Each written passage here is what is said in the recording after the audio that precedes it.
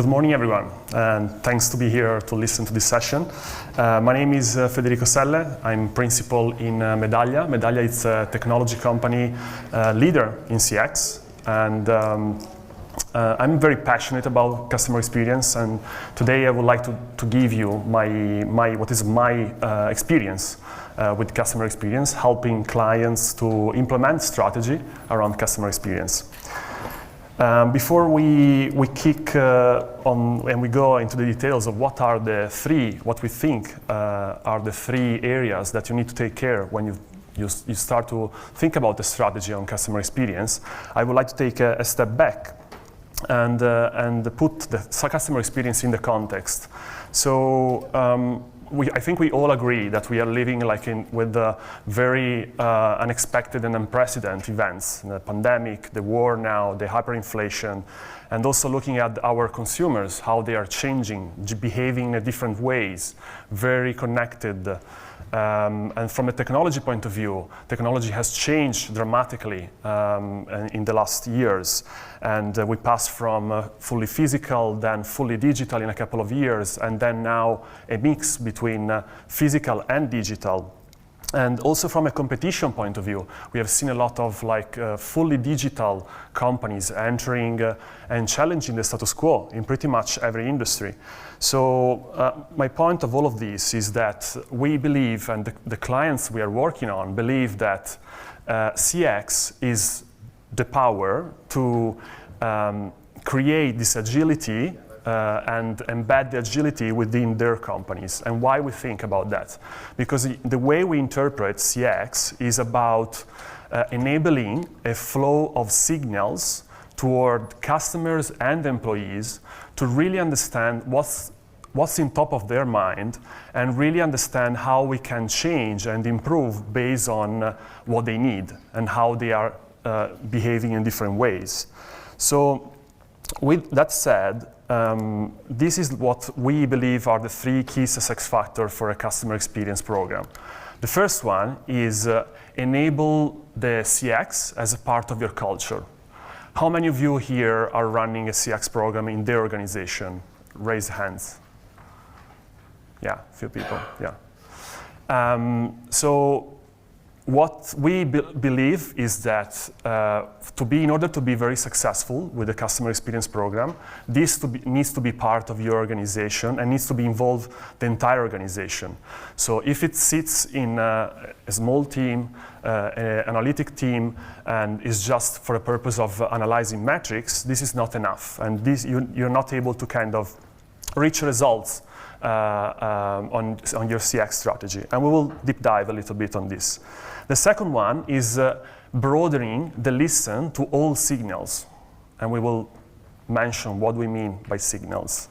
And the third one is that once you have the fully understanding of who your customers are, then you can start to personalize and make and orchestrate experiences across channels in real time. So let's start. Enable the right CX culture. So as a marketeers, we are dealing with two parts of the same coin. One is customers and changing behaviors and changing needs. And we need to understand what are the expectations and changing expectations. And the other hand, we have the company with a brand purpose, brand promise, and so on. So CX is the force that helps you to bridge this gap between what customer needs and what you as a company are delivering. And how do you close this gap? Basically activating a flow of listening in real time what the expectations are after every interaction in order to make sure if you are building on the brand or you are eroding on the brand. And in the previous session we mentioned about, in the panel was mentioning about love. And are you able to kind of measure this love? And are you able to kind of, for customers that doesn't love you, are you able to turn them and to make them love you? And that's the power of what our CX, the way that we interpret CX, can help you to do. But in order to kind of really be successful to bridge this gap, it's very important that you involve your entire organization. And so you have to keep listening your customer in all, like after every interactions, and enable your entire organization. How are you gonna do that? Thanks to technology. So I'll give you an example of how technology helps you to do that, and then we'll deep dive a little bit. But first of all, so after every interaction with your brand, you want to listen and collect a signal from customer, and then route that signal to the right part of your organization, the right team that is able to kind of understand what happened, and in case something happened, in case the customer was experiencing issue, they are enabled to kind of open a dialogue with that customer. And in the meantime, while you do that, you also start to understand at the macro level behaviors and patterns. And in the end, as an ultimate goal, you are really able to focus on how to improve your customer experience over time. So within the organization, all of this flow involve like many teams. And if you think about bigger organizations where probably you work on, it's very kind of challenging to activate all of this. So, and let me be clear, so it's not the technology that when you turn on, this automatically works. There are many other things you have to think of. And we will see in the example I have with me, with a client that I worked for 3 years, there is a lot of elements you need to take into consideration. The first one is the culture, and that's why we believe that CX needs to be embedded in the culture. So it needs to come from an executive sponsorship. You need to have a buy-in of executives, and then you need to have a governance in place because there are a lot of rules, a lot of activities, so you need to make people accountable. And then there is like overall a methodology to enable. So there are like a lot of things beyond technology, but technology is the essential ingredient where you have to start from. Let me share this example. I will spend a couple of minutes here because it's really important for me to explain how a client put this in practice. This is a global insurance company operating all over the world. And this is public information. It's from an annual report, so they were sharing this to their shareholders. Basically, their visionary CMO wanted to, back in 2015, wanted to activate this mission, to put customer at the really center of what they do. In order to do that, she activated a system of continuous listening after every interaction after every interaction, in mainly these 4 touch points, so purchase, claim, servicing, and renewal. And then once they activated this continuous flow of signals from customers, they activated a machine that was able to reach out to customers that were unhappy, that didn't love the company. Why? Because they want to listen and learn what was wrong. And in the meantime, they were fixing things that was wrong. So they were very focused on the red lines, so reduce the percentage of detractors. The red lines are percentage of detractors over time. They were really focused on that. As you can see, there are no NPS. There were no focus on NPS because NPS was coming after. The NPS was a result of this. While sometimes we see very often companies, when we think about CX, they were thinking about NPS. There is no NPS, no focus on NPS, a lot of focus on actions. And as you can see, like how I can improve 2 ways, reaching out directly detractors and help them to resolve the issue and turn them in promoters. And then at the macro level, 920 actions, improvements to adjust processes, to fix processes over time. And they tracked all of this activity, and they linked to a reduction of churn rate of churn of 3%. So if you think about like a global company, it's huge return on investment. How they did that? Not turning on just technology. They did that because it was coming from CMO. They launched 58 business units, and every time they were launching a business unit, they had the CEO commitment and CEO buy-in. and then they were creating the events for the launch, and then they were recording CEO, closing the loop with customers and communicating inside the organization, and then they put like rewarded to employees. They were very good to close the loop. So a lot of like things around to promote inside and to kind of show what they were doing and the strategy. But everything started from a mission, from like this vision of the CMO, which was putting customer at the center of everything they do. So let's play a quick game and let's try to guess who these missions are, from which company these missions are, because really successful companies have already in their mission statement the customer somehow. So try to guess who this company is to deliver happiness. It's a little bit hard to guess. Someone try to guess? Zappos. Yes. Congratulations. And then this one, we want to deliver more great product to customers. This is a UK company. GLR. And then to make people happy.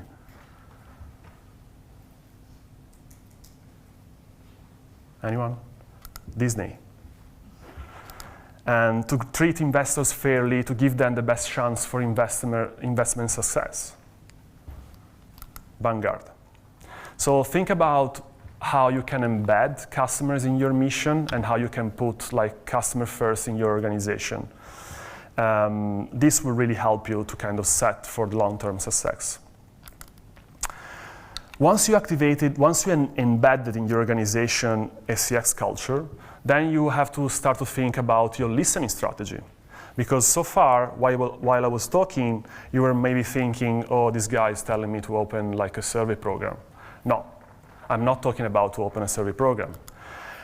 You should definitely start from a direct feedback. We call them direct feedback because it's different from surveys. But you should definitely start from direct feedback. And why you should start from a direct feedback? You should want to start to listen in direct feedback because people, customers that spend time to provide you with the feedback are also better customers. Are customers that are more connected with your brand. On average, they spend more. And so you definitely want to start from here. As you can see here in the representation, technology is advanced now, so you don't need to send out a survey. Now you can send out a video feedback. We are working with, well, I can actually say the name. We're working with McLaren, and after event, the fan will get a survey a direct feedback to ask like how was the experience, and they can share the experience through a video. And they can so McLaren can use that videos to build inside like stories. Or you can collect feedback through audio or through website directly while the customer is like living the experience in real time. But after you kind of activated the direct feedback, you want to think about, okay, how can I capture information on the rest of the population that they're not sharing with me anything? Well, you already know that you are sitting in a lot of information already as a company. So we have information from unsolicited feedback. Let's think about social reviews. Like people are already providing tons of social reviews in different platforms. Calls to the contact center, very powerful source of information. And then we have also employees can provide us with their perspective on how the customer is like perceiving the product, the service they are providing. So ideas from employees. And observe behavior. And we will talk about this because it's with the booming of digital, and in fact one of the observed behavior type is digital behaviors. With booming of digital channels, we can do pretty much very cool things to capture like the experience that your customers are like having while they're visiting your website or app. I will touch it a little bit afterwards. And then finally, operational and financial data. Anything that sits already in your system that give you the context of the experience that the customer lived. So let's talk about digital behaviors as a signals type.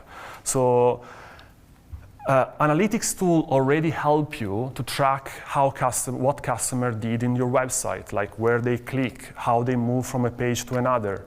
What they didn't do so far was to help you to understand their digital body language, help you to understand how they behave and what's their sentiment and intent and maybe frustration when they are in your web page.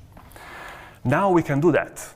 And let me share you the power of this with sharing another example from Aaron's. It's like a big retailer in US with operation across all the US and Canada. And basically, they found they had an issue on the conversion rate because there were drops at a certain point of the funnel. So with analytics tool, they were able to understand at which point of the funnel customers were dropping, but they couldn't go ahead. They didn't understand why they were dropping. So they start to observe digital behaviors, and they found out that there was frustration. They captured frustration in that specific moment. So what they did was with the technical team, analyzing why there was frustration and relieving the sessions that the customer was having. So they start to investigate. But in the meantime, every time there was frustration, having that information was so powerful because they could redirect that information to an agent. They were calling the customers, asking them to support to complete the purchase. So massive impact on conversion. So actionability in real time, not only observation and listening, but also actionability in real time. Other type of signals. Think about you as a marketeers. What kind of signals are you already do you already own in your department? I put here some examples: social, calls, videos, any kind of signals that you think make sense for you and that you already own, or maybe you want to start engage with IT to own, because it is important for you to understand your customers. And once you activate those signals, you need to think that most of the time, this type of source of data are coming from, it's unstructured. It's a lot of data, a lot amount of data, and it's unstructured. So you need to make sure you have the right text analytics engine that enables you to kind of make insights out of it. So helps you to identify topics, sentiment, and themes, for example, impacts on your experience.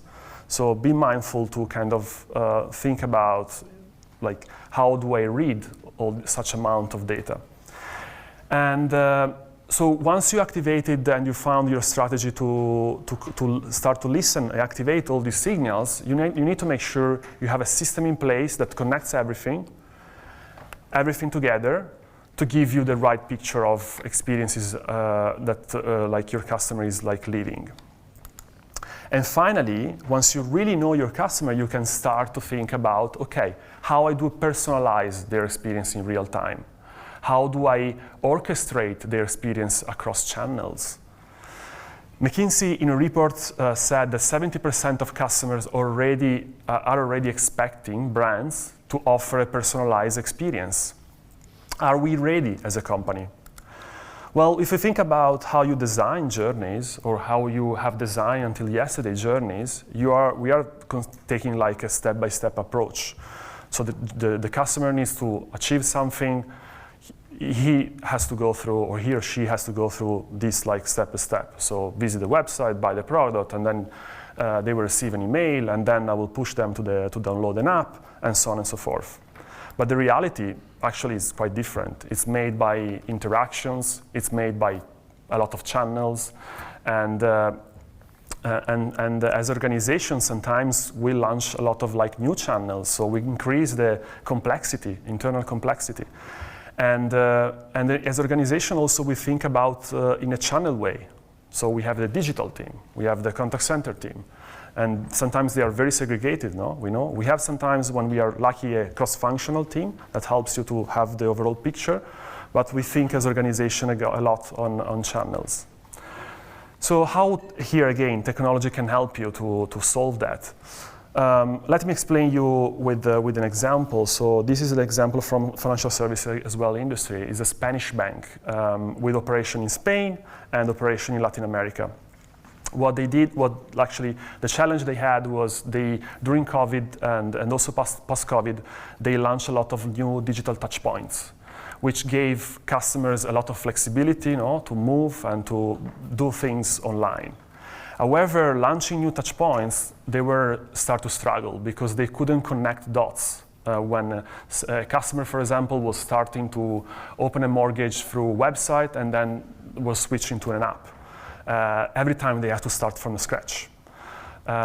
So if you think also about what could be your experience when you call your contact center with your bank, that you start to describe your problem and then the line is broken, then you call them back again and you have to start again to describe again the problem.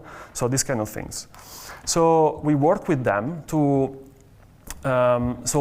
achieve this, to help them to solve how can I identify customer across their journey, how I can then, once identify, how can I provide a seamless experience across journeys, and finally, how can I personalize their experience, so what they see, based on what they need. We deploy an orchestration and real-time interaction solution for them. And this helps them to, first of all, to stitch customer identities. So whenever the customer was, for example, visiting the website, we start to kind of listen his activity. And then the customer was maybe subscribing to a newsletter. Then we start to capture his identity. And then we start to listen the customer browsing and his activity and his interest. And then we start to connect with their CRM to gather even more information about who this customer is, in which segments he sits. And then when the customer, for example, was trying to subscribe to a new product, like a new payment card or so on, we start to support this. So, for example, when he or she will interrupt the purchase, the subscription of this product, we would trigger an email to say, hey, you need to complete, please, you have to other 2 steps to complete the subscription. And this was also work also across channels. So, for example, if the customer needs an agent support, they would call the agent, and the agent wouldn't start to say, "Hey, you have other offers you need to consider." Blah blah blah. They would have their own talk track, and they would already know the problem, and they would have their own talk track to support the customer to finalize the operation. And finally, the customer would be able to kind of solve their objective in a seamless way. So as you can see, we were not only understanding the customer identity across channel, we would orchestrate the customer in every interaction besides the channel they were using, and finally create a similar experience.